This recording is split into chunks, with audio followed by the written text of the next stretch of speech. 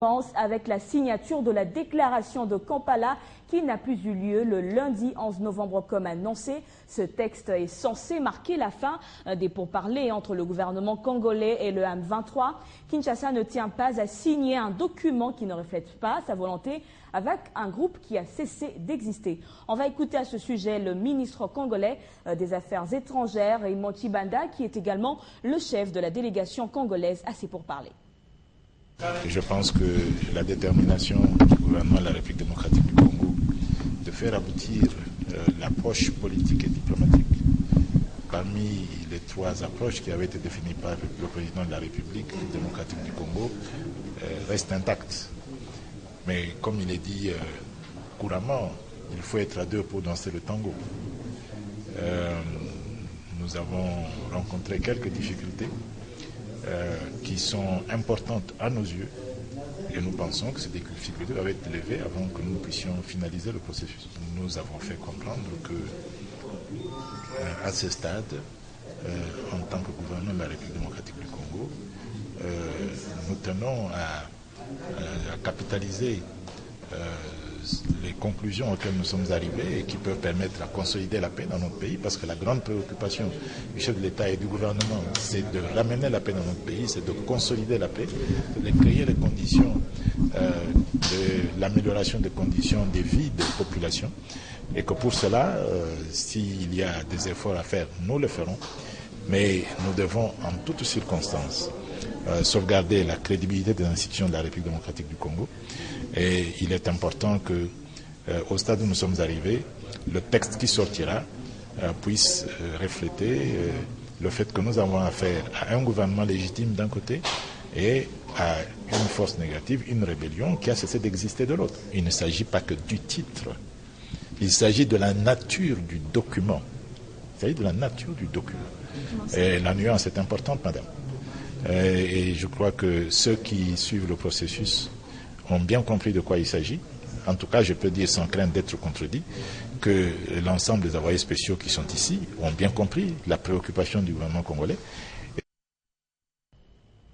Direction le Palais du Peuple où le président de l'Assemblée nationale, Aubin Minakou, s'est entretenu avec plusieurs personnalités. Le président de la Chambre basse du Parlement a échangé d'abord avec la délégation de la GECAMINE conduite par le PCA, Albert Yuma. Au centre de leur entretien, la relance de cette entreprise déjà entamée par le comité de gestion en place. Aubin Minakou a ensuite échangé avec l'ambassadeur du Portugal et celui du Brésil. Ils ont félicité les autorités congolaises pour l'organisation des concertations nationales. Retour sur ces différentes rencontres avec Crispin Chibassou. Il est 9h30, le PCA de la GECAMINE franchit la porte du bureau du président de l'Assemblée nationale, Aubin Minakou Ndialandjoko.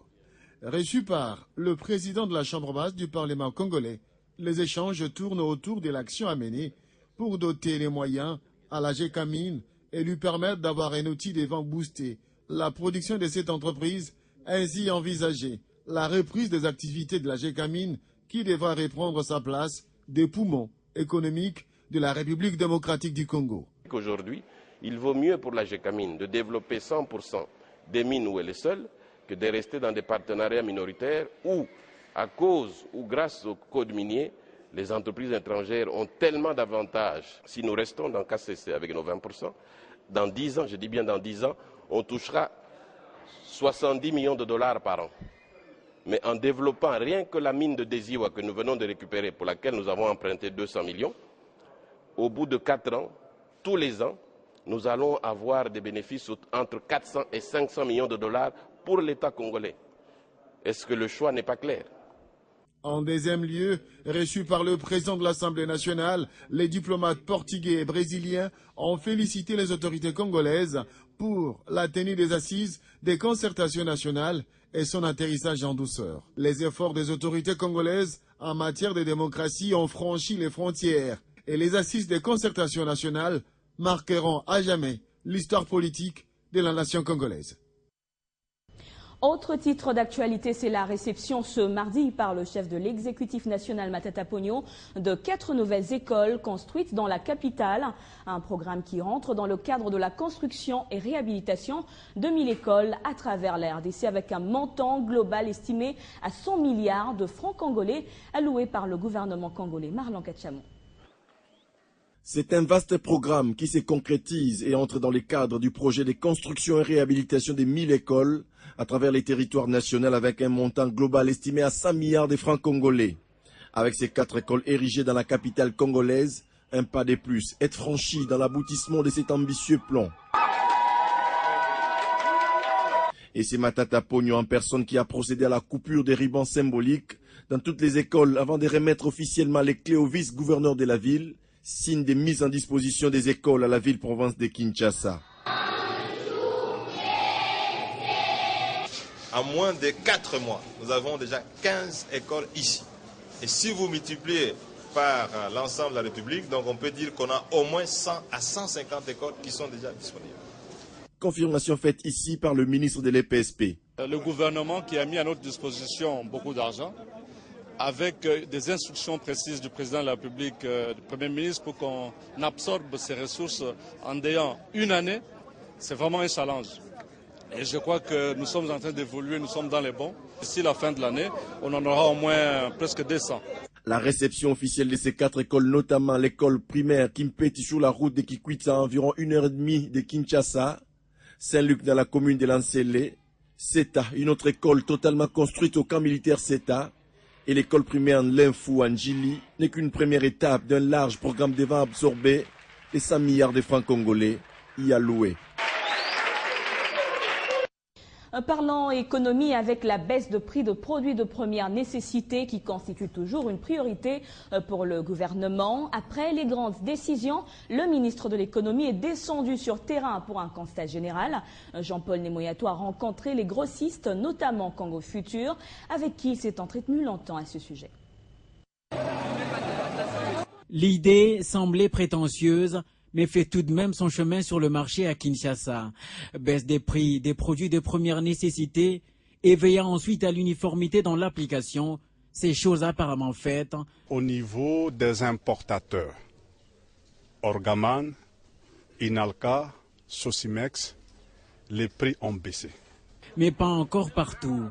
Le ministre de l'économie dénonce même une certaine exagération après une inspection auprès des grossistes et détaillants. Donc au niveau des distributeurs, il y a seulement quelques-uns qu'on a vus qui respectent à peine les structures des prix qu'ils doivent appliquer comme distributeurs, mais dans la plupart des cas, ils sont au-delà des prix recommandés. La nouvelle configuration tarifaire existe déjà et tous les bourgmestres des communes en disposent. La population également devrait en prendre connaissance et surtout dénoncer le cas échéant les récalcitrants. Il y aura un paquet de sanctions. Une régulation des prix dont l'effectivité totale est attendue de tous les vœux par les consommateurs, grands perdants dans l'incurie tarifaire qui régnait sur le marché à Kinshasa. Et la ville de Charleroi en Belgique va accueillir un grand forum économique du 1er au 4 avril 2014. Plus de 200 entreprises belges et 100 chefs d'entreprise seront présents à ces assises. C'est à cette occasion que le centre Wallonie-Bruxelles, en collaboration avec l'SBL Africa Rise, viennent officiellement de lancer la campagne de sensibilisation pour ces travaux dénommés Africa Belgium Business Week 2014. Une douzaine de pays africains, dont la RDC, impliqués dans l'organisation de Africa Belgium Business Week 2014, un forum économique qui se veut interface des entreprises européennes, mais surtout belges, vers l'Afrique et un carrefour exceptionnel de contacts. J'invite pas toutes les entreprises belges, j'invite les entreprises belges de venir non pas comme colonisateurs, mais venir en tant que partenaires économique pour aider à relever un défi, c'est-à-dire relancer l'économie. Le continent africain, qui constitue actuellement une importante réserve des ressources naturelles et connaît une croissance économique en nette progression, ne peut que retenir l'attention de plus d'un investisseur en vue d'un potentiel partenariat et ou échange. Au Congo, il y a la paix totale venez investir, il y a de la place pour tout le monde et venez très vite parce que bon, les places sont limitées. Selon les organisateurs, toutes les batteries sont en marche pour que cet événement, qui connaît déjà un fort engouement des partenaires, puisse réussir et rester pérenne. J'invite les opérateurs belges qui se bougent et qui viennent voir ce qui se passe dans ce pays. C'est dire, venez les entreprises avant que les projets sortent, qu'ils soient financés par la Banque mondiale, qu'ils soient financés par la Banque d'investissement européenne ou par l'Union européenne, de s'inscrire à ce forum pour aller rencontrer les acteurs, les opérateurs économiques qui vont poser leur candidature pour travailler dans ce projet. 5 secteurs économiques seront passés en revue par les participants durant ce forum. On cite l'énergie, l'environnement, les mines, la construction et la logistique, le transport ainsi que le bois. En santé, dans le cadre de l'assainissement du secteur de l'industrie pharmaceutique dans le pays, le ministre de la Santé, Félix Kabange-Numbi, a visité le laboratoire Angzine à Limete. Objectif, palper du doigt les réalités, les conditions de travail dans cette industrie pharmaceutique, mais surtout lever la mesure qui frappe ce laboratoire depuis 5 mois. C'est depuis plusieurs années que l'industrie pharmaceutique en République démocratique du Congo connaît d'énormes problèmes qui sont liés notamment au non-respect dans les circuits de fabrication, la conservation, mais surtout la conformité de produits. Une situation qui met en danger la santé de la population congolaise. Ainsi, il fallait à tout prix des solutions pour un assainissement dans le secteur. Et pour y arriver, le gouvernement avait initié depuis près de 6 mois une politique consistant à cet assainissement en suspendant les laboratoires non conformes afin de rendre ce secteur dans le pays le plus performant possible. Le cas du laboratoire Angzine qui était suspendu depuis le mois de juin dernier à cause du manque de conformité. Il n'y avait aucune norme de fabrication qui était respectée. Aujourd'hui, nous venons de constater qu'il y a eu des très grands efforts. Le circuit est respecté, les machines parlent et nous pensons qu'un grand pas a été franchi. Et après visite, cette industrie est maintenant dans les normes et peut reprendre du service. Nous allons faire un effort pour poursuivre ce que nous avons commencé, ce qui nous a insufflé, ce que la commission de contrôle nous a recommandé. Nous allons faire un effort pour poursuivre et améliorer ça. Une façon aussi de moderniser ce secteur, mais surtout le rendre plus compétitif. À travers ces initiatives, le gouvernement attend aussi mettre fin à la circulation de produits pharmaceutiques périmés. Et la Fondation Famille Gertler poursuit son assistance humanitaire à la population congolaise. Elle vient de procéder à la réhabilitation et à la rénovation de l'hospice des vieillards Bolingani à Kingabwa dans la commune de Limete. C'était en présence du gouverneur de Kinshasa, André Kimbuta, qui a également remis à ces personnes de 3e âge des denrées alimentaires. Gloria Mbouya. Il y a quelques mois, cet hospice des vieillards avait l'air d'un vestige. Aujourd'hui, il brille de tout son éclat. Avec une capacité de 13 chambres, l'hospice Bolingani a bénéficié de la construction d'un nouveau bâtiment comprenant une cuisine, un réfectoire, une chambre de plus, la réfection des toitures. Il est désormais équipé en meubles et matériels nécessaires tels que les démontrent ces images. Une nette rénovation signée Fondation Famille Gertler. Quand nous sommes passés au mois de mai de cette année, nous avons trouvé l'hospice dans un état de délabrement très avancé. L'impression générale qui s'est dégagée lorsqu'on visitait l'hospice, c'était l'impression de tristesse. La Fondation n'a pas hésité un seul instant à venir pour amorcer les travaux de construction et de rénovation. 53 000 $ américains, c'est le coût global disponibilisé par la Fondation Famille Gertler. Et le gouverneur de la ville de Kinshasa, convié à l'occasion, n'a pas tardé de louer cette œuvre. C'est ça qu'on appelle la gestion de proximité de la cité. J'ai été approché par la Fondation Gertler qui m'ont parlé de tout ce qu'ils réalisent dans la ville. J'aimerais quand même que les autres partenaires de la République démocratique du Congo suivent cet exemple. Satisfait à cet acte de générosité, le responsable de l'hospice s'exprime. Vraiment de ma part, je suis très contente de voir la Fondation Gertler de venir ici chez nous parce qu'il a embelli notre hospice. On a eu la nouvelle figure. Et ces personnes de 3e âge, dans leur attente de la mort, ils ont pu reprendre goût à la vie grâce à cette assistance. Nous sommes très heureux de tout ce que vous avez fait réaliser.